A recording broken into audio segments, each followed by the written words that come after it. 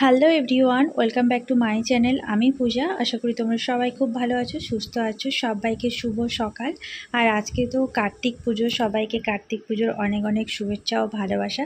আর তোমাদের কাদের কাদের বাড়িতে কার্তিক পুজো হচ্ছে অবশ্যই কমেন্ট বক্সে কমেন্ট করে কিন্তু জানাতে ভুলো না। আমাদের বাড়িতে তো কার্তিক ঠাকুর অলরেডি আগে থেকে আছে, আর এবছর তো অবশ্যই পুজো করব। আমি নিজেই হাতে পুজো করব। এখানে পুরোহিত পাওয়াটা খুবই চাপের একটা ব্যাপার, কারণ প্রথম বছর অনেক কষ্টে পুরোহিত পেয়েছিলাম, তাও রাত 12টার পরে এসেছিল পুজো করতে। সকাল সকাল তোমাদেরকে আমার মিনি বাগানটা একটু ঘুরিয়ে দেখালাম, যেটা আমার না দেখলে যেমন মন খারাপ করে, তোমাদের সাথে না শেয়ার করলেও আমার মনটা কেমন কেমন করে। আর এখন থেকেই ব্লগটা শুরু করছি। সারাদিন যা কিছু করব তোমাদের সাথে একটু একটু করে শেয়ার করব। তার জন্য আজকের ব্লগটা পুরোটা শেষ পর্যন্ত দেখতে হবে, সাথে থাকতে হবে। কি থাকবে তো চলো এরপরে কি কাজ করি না করি সেটা তোমরা দেখতে থাকো।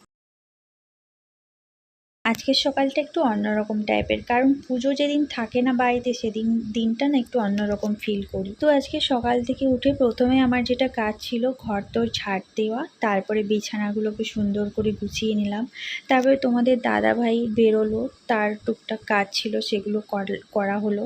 তারপর গাছগুলোতে জল দিলাম। কিছু জামা কাপড় ছিল সেগুলোও কাচাকাচি করেছি। কালকে কিছু কেচেছিলাম, সেগুলো শুকিয়ে গিয়েছিলো, তুলেও নিয়ে চলে এসেছি। এখন ঘরটা মুছে নিচ্ছি। কালকে তো ঘর মুছেছি, কিন্তু পুজোর দিনে না ঘর দর না মুছলে আমার নিজেরই একটা কেমন লাগে। তারপর সোজা যাবো স্নান করতে। স্নান করে এসে কথা স্নান করে শাড়িটা পরে নিয়েছি। শাড়িটা বলতে পারো একদম নতুন, একবার পরেছি। নীলের বাড়িতে পরে গঙ্গা স্নান করেছিলাম, তারপরে আর পরা হয়নি, তার জন্য একটু মারটা বেশি আছে। তো শ্যাম্পুও করে নিয়েছি। এখন একটু মুখে ক্রিমটা লাগিয়ে নিই, নাহলে আজকে ডে ক্রিমটা মাখছি। মুখটা প্রচণ্ড চিড়চিড়ি চিড়চিড়ি করছে।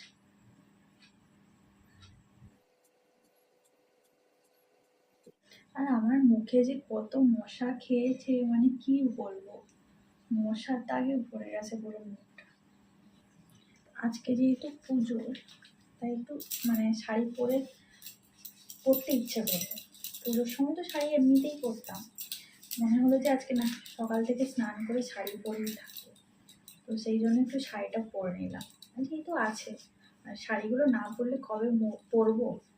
মরে গেলে তো সবই তো কটা দেবে, 2-4টা হয়তো দেবে পরার জন্য, বাকিগুলো থেকেই যাবে, অন্য কেউ এসে দখল করবে।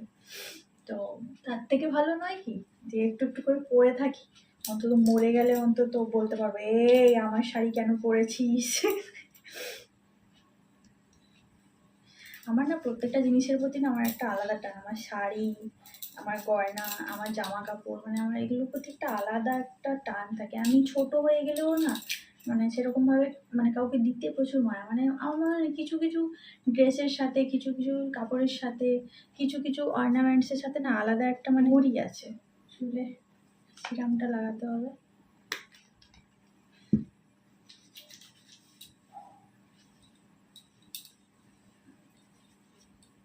তোমরা না হয়তো বিশ্বাস করবে না, এই যে শাড়িগুলো, এগুলো আমার বিয়ের শাড়ি। বিয়েতে হয় না যে বাপের বাড়ি থেকে 8 পৌরে শাড়িগুলো দেয়, অনেকগুলোই দিয়েছিল, প্রায় 8-9টা মতো শাড়ি দিয়েছিল। তো আমি সেইগুলোই এখনো পরছি। এখনো 3টে মতো আছে নতুন, যেগুলো এখনো পাড় ভাঙা হয় না। খুব একটা তো পরা হয় না, ওই বাড়ি গেলে কোনো সময় কোনো অকেশন থাকলে তখনই 8 পৌরে শাড়িগুলো পরি। তো কটা আর পরি, 4-5টা-6টা মতো পরি। আর বাকি এখানে 3-4টে মতো রেখেছি, কারণ এই পুজো আর্চা এটা ওটা, ধরো কেউ হুট করে এলো চেঞ্জ করতে দেওয়া, সেই করে। তো সেই করে আমার আর শাড়ি আর ছেড়েও না, কালারও আর ওঠেও না। সেই কারণে আমার শাড়িগুলো এখনো আছে। লোকে শুনলে হয়তো হাসবে যে 8 পৌর শাড়িও ছেড়ে না, 3 বছর হয়ে গেল এখনো পর্যন্ত নতুন আছে। অবভিয়াসলি না পরলে তো নতুন থাকবেই, তাই না? তো যাই হোক, চুলে সিরামটা লাগিয়ে নিয়েছি, এবারে সিঁদুরটা পরে নিই। এই শীতকাল চলে এলো মানে চুল ওঠার একটা প্রবণতা বেড়ে গেল। ড্যান্ড্রফ, ড্যান্ড্রফ থেকে চুল ওঠা শুরু। চুলগুলো যা ছিল, বিয়ে হওয়ার পর থেকে, কলকাতায় আসার পর থেকে 3 ভাগের আমার 1 ভাগ হয়ে গেছে। মাঝে মাঝে মনে হয় এত কেটে, এত উঠে যাচ্ছে, এত উঠে যাচ্ছে, চুলগুলো কেটে একবার ছোট করে দেবো, কিন্তু ওই যে মায়া, মায়ার চোটে না মানুষ মরেই যাবে। এই মায়া ত্যাগ করতে না পারলে জীবনে বাঁচতে পারবে না। এই যে তো চুলটা মোটামুটি গুছিয়ে নিয়েছি, কারণ লোকে বলে যে চুল ছেড়ে সিঁদুর পরতে নেই, শুনেছি, শোনার কথা। তো সেই জন্য ভেজা চুলটাও গুছিয়ে নিলাম। তোমাদের দিকেই ঘুরে পড়ি, হ্যাঁ, এটাও তো একটা আয়না।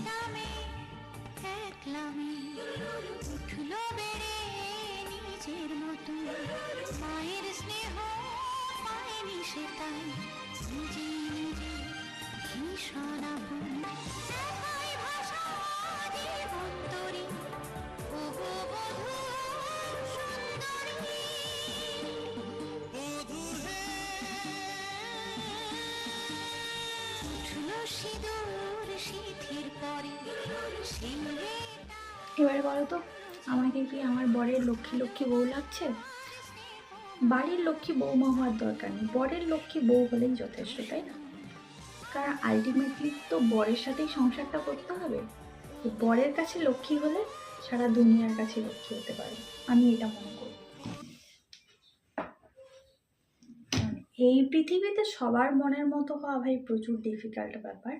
আমার মতো কে আছো এরকম সেজে গুজে পরিপাটি হয়ে রান্নাঘরে যাও? কমেন্ট করে জানিও তাড়াতাড়ি, হ্যাঁ। সেজে গুজে না, মানে জাস্ট একটু ইচ্ছে করলো আজকে একটু শাড়ি ফাড়ি পরি। চলো এবারে রান্নাঘরে ঢুকতে হবে। ওদিকে কার্তিক ঠাকুরের বসে আছে, না খেতে দিতে হবে না?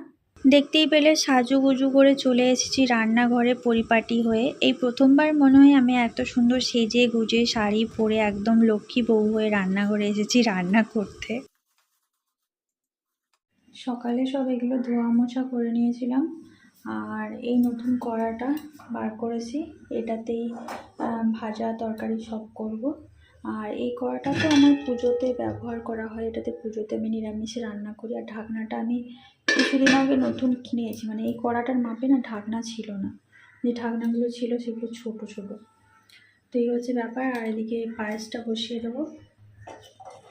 এটাও আমার নিরামিষের ছোট এটা, মানে স্টিলের একটা ছোট এর মতো হাঁড়ির মতো। এটাতে আমি গোপালদের জন্য মাঝে মাঝে যখন কোনো অকেশন থাকে পায়েস বানিয়ে এটাতেই দিই। অল্প একটু বানিয়ে নিলাম, এটাতেই হয়ে যায়। তো চলো রান্নাটা আপাতত শুরু করে দিই। যাই হোক, কোমর বেঁধে রান্না করা শুরু করে দিয়েছি। প্রথমে পায়েস বসিয়েছিলাম, পায়েসটা হয়ে গেছে, সেটা নামিয়ে নিয়েছি। একদিকে খিচুড়ি বসছে আর ওইদিকে জলটা গরম করতে বসিয়েছি, খিচুড়িতে ঢালবো। আর এদিকে দেখো আলুর দমের জন্য এখানে মশলা করে নিচ্ছি। মানে আমি একদম দশভুজা হয়ে গেছি, একদিকে মশলা করছি, একদিকে খুন্তি নাড়ছি, মানে ব্যাপারটাই পুরো আলাদা। আমার মতন কে কে আছো বলো এরকম তোমরা একসাথে এতগুলো কাজ করো? অ্যাকচুয়ালি একা থাকলে না নিজেকেই যেহেতু সব কিছু করতে হয়, তার জন্য যতটা তাড়াতাড়ি করে নেওয়া যায় ততটাই ভালো। আর আমি তো এগুলো দুপুর থেকে শুরু করিনি, 4টার সময় থেকে আমি রান্নাটা স্টার্ট করেছি। সকাল থেকে টুকটাক কাজ ছিল, ঠাকুরের জিনিসপত্র গোছানো। আর তারপরে তো তোমরা দেখেছো আমার ঠাকুর রাখার সেভাবে জায়গা নেই বলে কার্তিক ঠাকুরটা একটু ওপরে বেঁধে রাখা হয়, মানে একটা তক্তা বেঁধে ওখানে বসিয়ে রাখা হয়। সেটা একটু ধুলো ময়লা পড়েছিল, সেগুলো পরিষ্কার করে দিলাম। ঠাকুরটা তো আমার নতুন নয়, হয়ে গেল আজকে 3 বছর, তো সে তো একটু পুরনো হয়েছে, তো সেটাকে একটু পরিষ্কার পরিচ্ছন্ন করে রেখেছি বলে এতদিন খুব সুন্দরভাবে আছে। তাও আবার যেহেতু দুবার রুম চেঞ্জ করেছি না, সেই নিয়ে আসা নিয়ে যাওয়ার এতে ঠাকুরের গলায় যে হারটা ছিল মানে প্রথম থেকে, সেটা একটু না ছিঁড়ে ছিঁড়ে গিয়েছিলো, সেটা আমি আবার আঠা দিয়ে খুব ভালো করে আটকে দিলাম। তো এই করতে করতে আমার সময় গেল, তারপর একটু রেস্ট নিয়েছিলাম। তো ভাবলাম যে চলো বিকেল থেকেই রান্নাবান্নাগুলো শুরু করব। তোমাদের সাথে কথা বলতে বলতে আমার প্রায় সব ভোগের রান্না হয়ে গেছে। এটা হচ্ছে লাস্ট, আমি লুচিটা ভেজে নিচ্ছি। আর লুচিটা যেন ঘিয়েই ভেজেছি, পুরোটা তেলে ভাজিনি। আর এখন চলে এলাম ফলটা কাটার জন্য। তোমাদের দাদাভাইও চলে এসেছে, এসে স্নান করতে চলে গেছে। ফুল, মিষ্টি, চকলেট এগুলো আনা বাকি ছিল, বলে দিয়েছিলাম, নিয়ে চলে এসেছে। আর কি কি রান্না করলাম ভোগে সেটা অবশ্যই তোমরা ভিডিওতেই দেখতে পাবে, সাথে থেকো। আর জানো তো বন্ধুরা, একটা কথা তোমাদেরকে বলবো ভাবছিলাম, অনেকে যেন ভাবে যে আমি এই যে ধরো পুজোর সময় রান্নাবান্না বা জন্মদিন, অ্যানিভার্সারি এত কিছু রান্নাবান্না করি, এটা হয়তো আমি একদিন আগে থেকে করে রাখি। কিন্তু সত্যি কথা বলতে আমি যখনকার যেটা রান্না না তখনই করি, কোনোদিনও আমি আগে থেকে কোনোদিন কোনো কিছু করে রাখি না। হয়তো ভগবান আমাকে এই ক্ষমতাটা দিয়েছে, পারি, আমি চেষ্টা করি। কতটা পারি জানি না, তবে চেষ্টা করি করার, যতটুকু করি সঙ্গে সঙ্গেই করি। আমি এই 4:30টার সময় থেকে শুরু করেছিলাম, 6টার মধ্যে আমার সব কিছু কমপ্লিট হয়ে গেছে। এখন সব কিছু গোছগাছ করে নিচ্ছি, ব্যাস। তারপরে তোমাদের দাদাভাই চলে এলেই আমি পুজোটা শুরু করব, নিজে হাতে পুজো করব। সত্যি কথা বলতে হয়তো পুজোর মন্ত্র আমি জানি না, কোন মন্ত্র দিয়ে ভগবানকে সন্তুষ্ট করে সেটাও আমি জানি না। যেটুকু করছি মন থেকে করছি, ভক্তি ভরে করছি, আশা করি ভগবান কিছুটা হলেও সন্তুষ্ট হবে। বন্ধুরা, পুজো করতে বসে গেছি। আমার আজকে রেডি হওয়ার মতো আর কপাল নেই, এই তো আমার হেল্প করার মতো কেউ নেই, নিজেকেই সব করতে হয়। এসেছে রাধার মতো বসে গেছে, বসে এখন বলছে কোথায় আবার যাবে, যার কারণে আমাকে তাড়াতাড়ি করতে হবে। মানে এত কিছু আমি একা করেছি, তারপর ভেবেছিলাম যে একটু ভালো শাড়ি পরবো, সে আর হলো না। যাই হোক, চলো, কপালে যেটুকু আছে সেটুকুই নিতে হবে। তো আমার কার্তিককে আমি নিচে নামিয়েছি, তখন আর ভিডিও করা হয়, একা মানুষ কত আর করবো। গোপালদারকেও বসিয়ে দিয়েছি, যেহেতু কালকে রাস পূর্ণিমা ছিল, সেভাবে আর আলাদা করে কিছু হয়নি। তো ভেবেছিলাম যে কার্তিক পুজোর দিনই একবারে করব।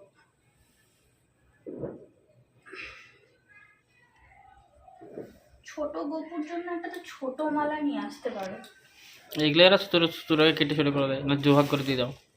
দুভাগ এতক্ষণ তো এসে জোগাড় করতে পারো না, ঘুরি দিলে তো ছোট হয়ে যাবে।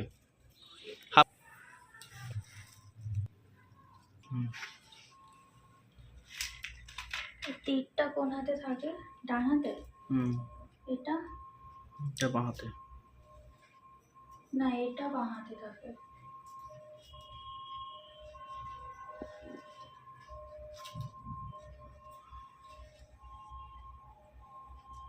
এটা তো তীর।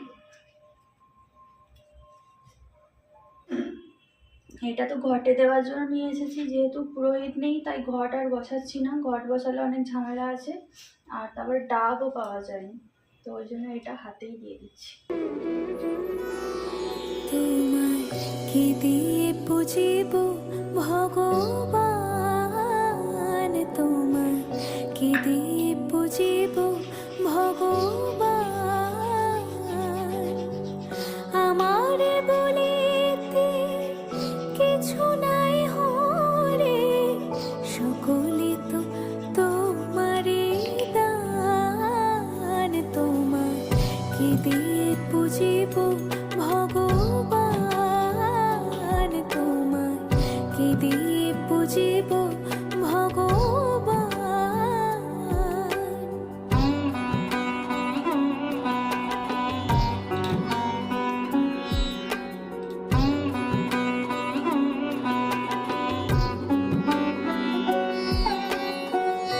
মন্দিরে তুমি, মূরতিতে তুমি, পূজা ফুলে তুমি, স্তব গীতে তুমি,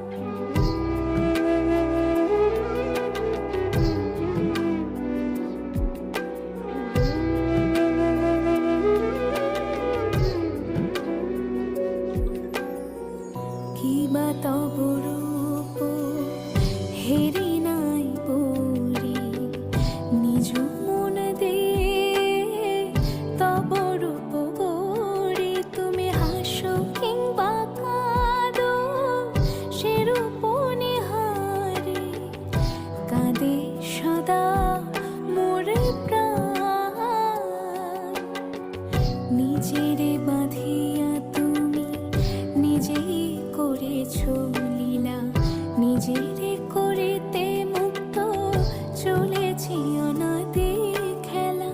অচিন্ত স্বরূপ তুমি নাহি দিলে পরিচয়, কেমনি করিব অবধান তোমার, কি দিয়ে পুজিব ভগবান তোমার, কি দিয়ে পুজিব ভগবান।